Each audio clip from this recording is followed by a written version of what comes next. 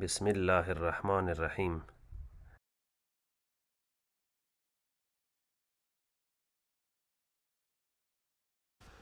پوښتنه داسې شوې ده که یو چمن 6 متره اوږدوالی او 4 متره پلنوالی ولري او له همدې چمن څخه شاوخوا یو سړک تاو شوی وي چې د هغه سړک مساحت د همدې چمن له مساحت سره مساوي وي، نو تاسې د سړک سور یا پلنوالی پیدا کړئ. دلته په دې درس کې موږ کوشش کوو چې د سړک پلنوالی پیدا کړو او په عین وخت کې د حسابي افادو یا هم د قوسونو د استعمال یو نمونه تاسو ته معرفي کړو چې په ورځني ژوند کې ترې څنګه ګټه اخیستلی شو. دلته پوښتنه کې راکړي دي چې دغه چمن څه ده 6 متره طول لري او 4 متره عرض لري، خو د دې چمن شاوخوا ته یې داسې یو سړک جوړ کړی دی چې د دې سړک عرض برابر دی، یعنی په 4 خوا کې عیني عرض لري. دغه سړک پلنوالی عیني پلنوالی لري، خو دغه سړک دومره مځکه نیولې ده لکه څومره چې چمن نیولی، یا په بله معنا د دې چمن مساحت د دې سړک د ټول مساحت سره برابر ده. نو دلته اوس موږ وګورو د چمن مساحت موږ اسانه سره پیدا کولی شو چې A مساوي کیږي د څه سره 4 ضرب د 6. 4 ضرب د 6 څو کیږي؟ دا مساوي کیږي له 4 4 سره. نو له دې نه اسانه موږ پیدا کولی شو چې 4 متره مربع د دې چمن مساحت ده، خو د دې سړک مساحت هم 4 ده. نو دلته اوس موږ څنګه دغه پیدا کولی شو چې د دې سړک پلنوالی ښه څومره ده؟ نو پلنوالی ګوره ټولو خواو کې پلنوالی یو برابر ده. دلته هم که چیرته مثلا موږ دلته وګورو له دې ځای نه تر دې ځای پورې دغه ساحه د پلنوالی موږ په ایکس وښیو. دلته هم که چیرته مثلا موږ دغه پلنوالی د ایکس باندې وښیو د خپله د سړک دا خواته هم عیني شکل باندې دا خواته هم عیني شکل باندې. دلته که چیرته مثلا موږ اوس وګورو په دې لوی مستطیل کې چې هم چمن پکې شامل ده او هم پکې دا سړک د دې د پلنوالی 4 خو 4 ده، دا خواته هم یو اکسو سره جمع شوی ده، دا خواته بل اکس سره جمع شوی ده، یعنې د یو اکس په اندازه سره دا خواته او یو دا خواته، نو داسې ده 4 جمع 2 اکس کیږي. که تاسو ورته وګورئ دا خواته که چیرته موږ د دې لوی مستطیل هغه ته وګورو، د طول ته یې وګورو، اوږدوالي ته یې وګورو، تر دې ځایه پورې خو ګوره 6 ده، یو اکس دا خواته یو اکس په اندازه سره دومره دا خواته زیات شوی، نو 6 جمع 2 اکس د دې لوی مستطیل دا یو طول شو، دا یې عرض شو. نو که چیرته د دې موږ اوس مساحت پیدا کوو، دا مساحت مساوي کیږي له سره 6 جمع 2 اکس ضرب د 4 جمع 2 اکس. دلته تاسو وګورئ اوس موږ دغه قوسونه استعمال کړل، په کار ده چې پرته له قوسونو استعمال څخه موږ نشو کولی چې دا مخکې ولاړ شو. اوس د دې ټول مستطیل مساحت له څه سره مساوي کیږي؟ د چمن خو 24 شو او په سوال کې راکړي هم دي چې د دې مساحت هم 24 دی، نو 2 وارې 4 څو کیږي؟ د دې په ځای باندې موږ لیکو 2 ځلې که چېرته مثلا موږ 4 کې ضرب ورکړو نو 48 به شي. 48 مساوي کیږي د دې طول ضرب د عرض سره.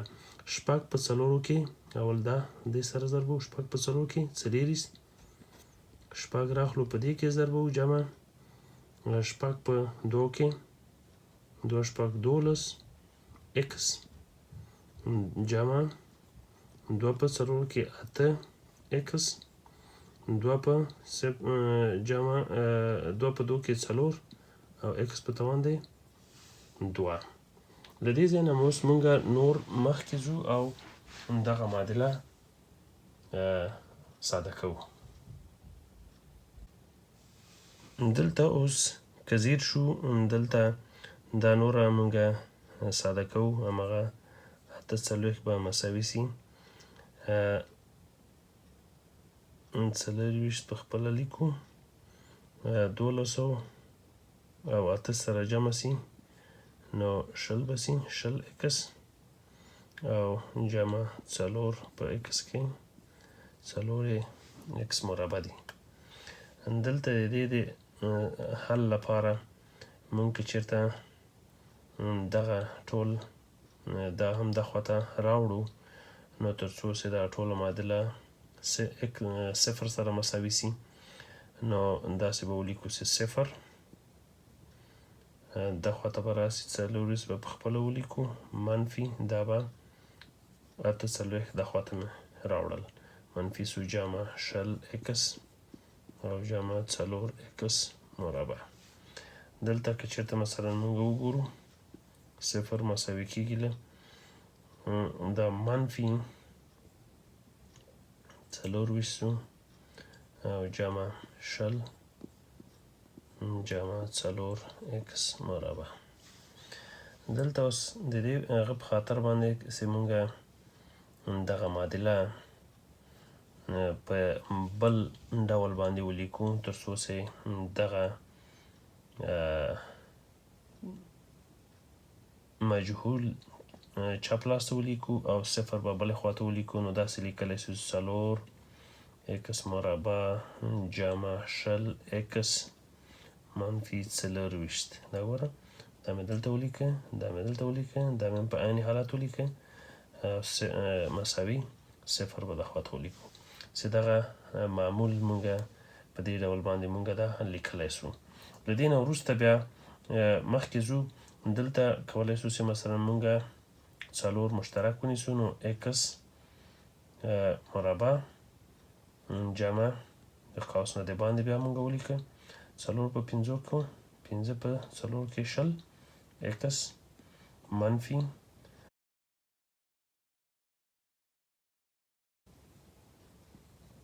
په دې شکل باندې موږ تر دې ځای پورې راغلو ځکه 4 په اکس کې هماغه 4 اکس مربع 4 په 5 کې 4 په 5 کې 20 مثبت و منفي کې منفي 4 شپږ 40 په دې ډول باندې موږ لیکلی سو. دلته د دې په خاطر باندې چې د دغه لپاره دوه فکټورونه پیدا کړو نو یو دا باید موږ په دوه فکټورونو باندې وویشو. دلته تاسو وګورئ چې دواړه هغسې ده په دواړو حالتونو کې اکس شته. دلته باید موږ داسې یو عدد ورکړو چې دوه عددونه سره ضرب سي شپږ سي او سره جمع سي نو هغه 15 سي. نو دلته تاسو وګورئ چې جمع که چېرته مثلا موږ جمع شپږ او منفي یو دا سره ګوره ضرب سي شپږ په منفي یو کې منفي شپږ سو که سره جمع یې کړو یو او منفي یو او شپږ به مثبت 15 سي. نو دغه موږ اوس دا معادله موږ په دې فکټورونو باندې بدله کړه. د دې د حل لپاره مثلا موږ نور هم په خپله مخکې ځو او کولی سو چې دلته ووایو چې 4 خو له صفر سره لاړه دلته د دغه هغه لپاره 4 صفر دلته 4 ځان سره مجهول نه لري. دلته چې دا کوم مجهول ده دلته دغه یو قوس اکس جمع شپږ مساوي کېږي له صفر سره او د دې ځای لپاره موږ لیکلی چې اکس منفي یو مساوي کېږي له صفر سره یعنی یو قیمت دا ده او بل قیمت دا ده. دلته اوس موږ لیکلی سو چې له دې ځای نه چې اکس مساوي کېږي له یو سره او دلته له دې ځای نه موږ لیکلی سو چې اکس به مساوي سي له منفي شپږ سره. تاسو وګورئ چې هلته مثلا موږ د عرض په باره کې خبره کوله چې د سرک عرض یا پلانوالی څو ده باید موږ پیدا کړو چې څو ده نو هغه اکس عرض هېڅکله منفي نسي کېدلی نو موږ وایو چې دا صحیح نه ده دا زموږ لپاره د هغه وړ نه ده، زموږ لپاره د منلو وړ نه ده، ځکه چې عرض هېڅکله منفي نشي کېدلی. نو د موږ عرض د سړک 1 متر سو. اوس که د سړک پلانوالی همدلته په دې شکل کې 1 متر حساب کړو، نو د لوی مستطیل اوږدوالی به 8 متره او پلانوالی یا عرض به 6 متره راسي.